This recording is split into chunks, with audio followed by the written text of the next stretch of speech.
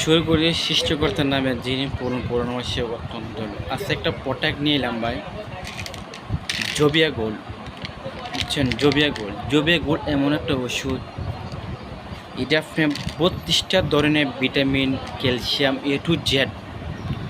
Multivitamin, mineral যা আছে সব ধরনের এটা জবিয়া গোল্ডের মধ্যে সব দেওয়া আছে একটা ক্যাপসুলের মাঝে কিন্তু ভাই। বুঝছেন,